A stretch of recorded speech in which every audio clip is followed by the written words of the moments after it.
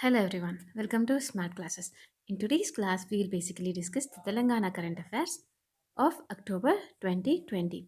And the first news is the action plan for Vulture Conservation 2020 to 2025. That is, here's the plan to conserve vultures, which are being dying because of the drugs used for the cattle or because of the carcasses they're eating. So all the chemicals we are using on earth are killing vultures. So in order to save vultures, here comes the plan which says action plan for vulture conservation. And this plan or methodology is set up by National Board for Wildlife, which is known as NBWL. This National Board for Wildlife has been set up under Wildlife Protection Act 1972. Under this action plan, in the period of 2020 to 25, there will be conservation centers set up in five different states, which includes Uttar Pradesh, Tripura, Maharashtra, Karnataka, and Tamil Nadu. And also, it has a plan to set up four rescue centers in Pinjore, Bhopal, Guwahati, and Hyderabad. Currently, there are no rescue centers for treating vultures. So, five conservation centers and four rescue centers have been planned, among which one rescue center is in Hyderabad, Telangana. And then, what does the action plan include? First thing, first task in the action plan is testing of non steroidal anti inflammatory drugs on vultures because these drugs are basically found in cattle. We use these drugs for the growth of cattle and for better yield of cattle. So, when the vultures eat the cattle, if this drug acts as a poison to vultures, then there's a chance of killing the vultures because of this drug. So, first, in the action plan, we will be testing this drug on vultures and see if the vultures are reacting to the drug or if the drug is acting as a poison to the vultures. If it is a poison to the vultures, then the drug will be automatically removed. That is automatic removal of drugs if found poisonous with the help of DCGI. DCGI is an organization which controls the usage of different drugs depending on its poisonousness and harmfulness. So DCGI means Drug Controller General of India. So basically, under the Drug General of India, this drug will be removed from the list of drugs given to the cattle if it is found poisonous to the vultures. And the second thing which will be done is conservation breeding of red-head vultures and Egyptian vultures, which are being the number of which vultures are being reduced, and at least one vulture safe zone in each state will be set up.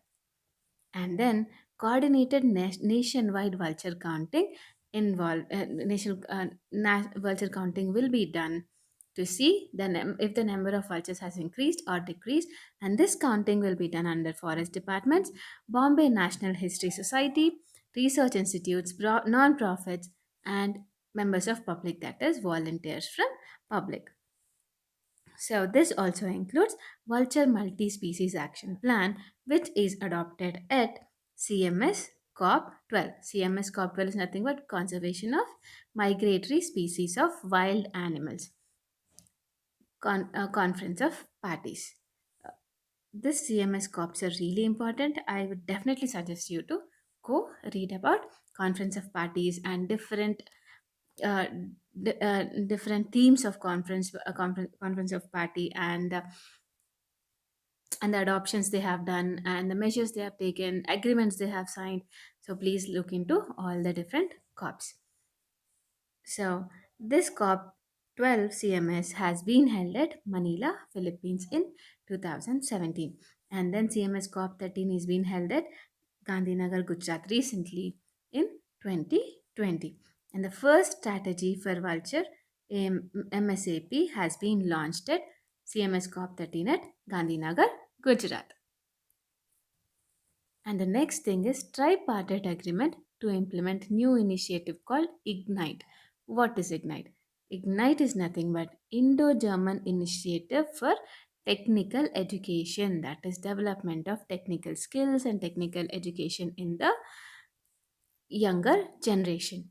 So this tripartite agreement is being signed between Telangana government under Department of Employment and Training and Deutsche General Shaft for I'm sorry if the pronunciation is wrong, for international, for some German company basically, and then Siemens Limited. So GIZ, Siemens Limited, and Telangana government have signed this tripartite agreement. And the focus of this tripartite agreement is training of employees so that skills required for the industry or the company will be developed in the employees according to as I already told you, according to the industry's needs and practices. So under this agreement, 12 government industrial training institutes in 5 selected trades will be trained. That is, training will be given in for electricians, electronics, mechanics, fitters, and machinists. So, in all these 5 trades, training will be given to the students or the employee in in 12 ITIs. That is Industrial Training Institute. We These are popularly known as ITIs. So, can be expanded to 20 ITIs. This is ITIs, 20 ITIs. Right now, the plan says 12 ITIs. It can be expanded to 20 more ITIs after the implementation in these 12. Basically, Telangana consists of 64 government ITIs and 235 private ITIs. So the next thing is the famous Dharani portal. I think you all may be knowing about this for land and property registration. This Dharani portal has been launched by CM KCR Kalvakunta Chandrasekhar Rao at Mundu Chintapalli village of Mechal Malkajgiri district, Telangana. So this Dharani portal maintains the land records and property records. This is known as land record management system. This portal is developed by TSTS, that is Telangana State Technology Services. So, what does this portal do? Register property, succession, and partition of the agricultural land, and and give e-pattadar passbook to the agricultural land holders. And this gives the permanent geographical information system, that is setting up of permanent the setting of up of geographical information system is done so that illegal land grabbing and land ownership rights will be given to the right persons or the persons who actually own it. So this removes the future disputes and also gives the clear and also has the clear record of information about lands and properties. And then this reduces loopholes in the registration process, and it puts an end to the encroachment of government lands and other private properties. And then the next news is, yeah. And the next news is Telangana has secured third rank in disbursing loans under PM Swanidhi. What is PM Swanidhi? PM Swanidhi is a program which is being launched as a part of Atmanirbhar Bharat during COVID 19. Basically, during COVID 19, many businesses have been hit, especially the small business owners like street vendors and shopkeepers have been hit a lot. So, in order to help these shopkeepers and street vendors, this program has been launched by Prime Minister Modi. So, this program gives collateral free working capital loans of up to 10,000 rupees at subsidized interest, that is, low interest rates to street vendors. The target goal of covering the number of street vendors is 50 lakh street vendors. So, the program covers 50 lakh street vendors giving loan up to 10,000 rupees at subsidized interest rate. And the scheme is available to state who have notified under Street Vendors Protection of Livelihood and Regulations of Street Vending Act 2014. So states who have notified for this law will be given the loans. And the first place has been secured by Uttar Pradesh, second place by Madhya Pradesh, and the third place by Telangana. That is in giving the number of loans. That is highest number of loans is given by Uttar Pradesh government, and the second highest is Madhya Pradesh, and third highest is Telangana government. PM, the full form of PM Swanidhi is PM Street Vendors Atmanirbhar Nidhi, and this has been launched on 27th October 2020. PM disbursed loans to around 3 lakh beneficiaries. The goal is 50 lakh beneficiaries, and for 3 lakh beneficiaries, Prime Minister has distributed the loans on 27th October 2020. Seven cities from Uttar Pradesh are in the top 10 list. That is, the cities which have sanctioned loans for the street vendors. Among those cities, in the top 10 cities, we have 7 cities from Uttar Pradesh itself. And then supercomputing infrastructure in premium institutes across India. On 12th October 2020, an MOU has been signed between CDAC and NSM. What is CDAC? The Center for Development of Advanced Computing, and NSM is nothing but National Supercomputing Missions. Basically, NSM, National Supercomputing Mission, provides required computational power to industries, research, MSMEs, and startups. So, whoever needs supercomputing networks, whether in industries, research, MSMEs, or startups, NSM provides the facility. And then the purpose of this MOU is to manufacture critical components at institutes of India, that is IAC, IIT Kanpur, IIT Hyderabad, Roorkee, Guwahati, Mandi, and Gandhinagar, and also in NIT Trichy and NAV, which is National Agri-Food Biotech Institute, Moholi, has also been sanctioned this. And NSM nodal centers for training in high performance computing and artificial intelligence have been set up at few IITs, that is IIT Madras, Kharagpur, Goa, and Palakkad, which is HPC AI, high performance computing and artificial intelligence nodal centers under NSM, which is National Supercomputing Mission. That is, supercomputers have been set up here, and people have been trained. High performance computing and artificial intelligence training is being given to students and various researchers and employees from industries.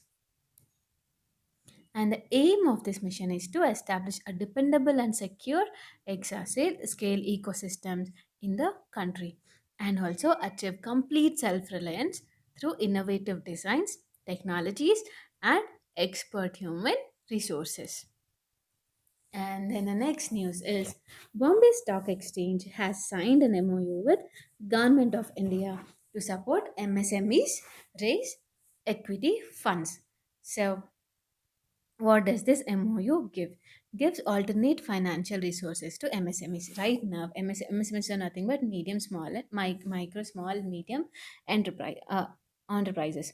So these enterprises get loans, generally raise finances through loans or debt capital. Loans is nothing but debt capital.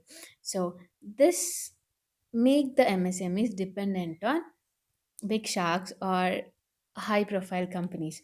So, in order to give MSMEs extra funding or extra financial support, this MOU has been signed. That is, Bombay Stock Exchange increases the credibility and gives access to finance. MSMEs will get access to finance through Bombay Stock Exchange. It provides intellect and manpower to show the importance and benefits of listing. That is, these MSMEs are listed in the Bombay Stock Exchange, and this MOU also provides the intellect and manpower to the MSMEs to show the importance of listing and the benefits of listing. And then MSMEs of Telangana will have access to equity financing to support businesses to grow. Definitely, this helps businesses to grow more. And why basically this MOU will be implemented through the Telangana State Global Linker. Why is this used? Basically, Telangana State Global Linker is nothing but free e-commerce portal with payment gateway. So it connects buyers and the suppliers. So through this global linker, this MOU has been signed between Bombay Stock Exchange and Government of Telangana. And the next news is equine antiserum. So equi antiserum is an antibody which can be used to treat COVID-19. It is being developed by ICMR and Biological E Limited, which is in Hyderabad. Basically, a COVID 19 virus has been injected to horses, and the antibodies from the horse have been taken to treat COVID 19 patients. Those antibodies are known as equine antiserum. So, equine antiserum can be used for prophylaxis and treatment of COVID 19. It was isolated by ICMR led National Institute of Virology, Pune, Maharashtra. This study was posted first in Research Square platform. So, equine antiserum is nothing but antibodies from horses after injecting COVID 19 virus too. So, and then, as we all know, Shobha Naidu, who is the famous Kuchipudi dancer and Padma Shri awardee, has passed away at the age of 64. And then our favorite first Home Minister of Telangana, that is Naini Narasimha Reddy, has also passed away. Basically, he was an MLA from Mushirabad constituency and he has passed away on 22nd October 2020. So, that is it for today. Thank you so much for listening.